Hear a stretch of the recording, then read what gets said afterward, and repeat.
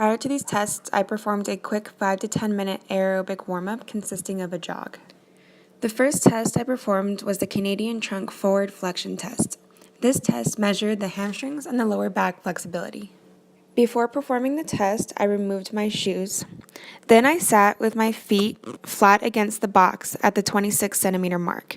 The inner edges of the soles are placed within 2 centimeters of the measuring scale. I then reached forward with both arms as far as possible. When doing so, I exhaled and dropped my head between my arms. I made sure that my hands were parallel and one did not lead the other. My fingertips were overlapped and they were in contact with the measuring portion of the sit and reach box.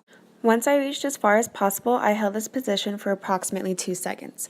I also made sure that my knees were extended the entire time and not bent. This test was repeated one more time, and the best of the 2 scores was taken. This test was scored in centimeters.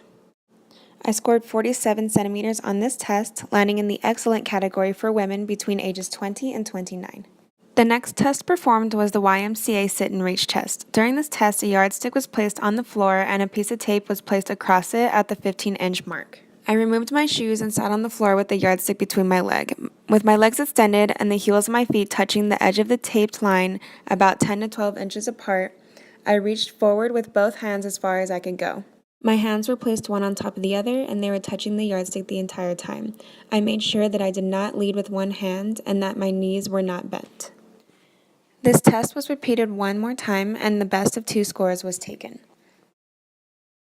This test was scored in inches and I scored a total of 47 inches, landing in the excellent category for women between ages 20 and 29. This next test is the chair sit and reach test. This test is used for older populations.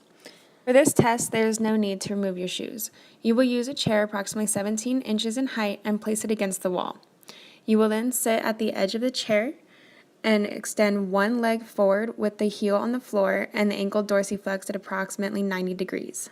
This is the leg that will be tested. The untested leg you will keep flat on the floor at approximately 6 to 12 inches to the side of the body's midline. The ruler will be placed at the toes of the leg being tested, parallel to the lower leg. And with the extended leg as straight as possible and the hands on top of each other, palms down, you will slowly bend forward at the hip joint, keeping the spine as straight as possible and the head in normal alignment with the spine. You will reach forward as far as possible.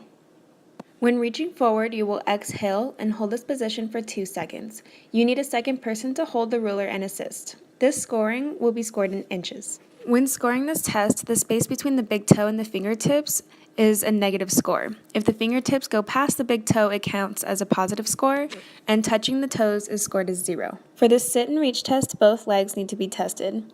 I scored 12 inches on both legs. This last test is the Thomas test. This measures hip flexor flexibility. For this test, you will lay in the supine position and bring one leg to the chest while the other leg remains flat on the floor. The leg remaining on the floor is the leg being tested. If the tested leg remains in contact with the floor during this maneuver, then the hip flexors of that leg are considered flexible. If the tested leg rises during this maneuver, then the hip flexors are considered to be inflexible. You will need to measure both legs during this test, and you might need a second person to assist. During this test, both of my legs remained flat on the ground, meaning that my hip flexors for each leg are flexible.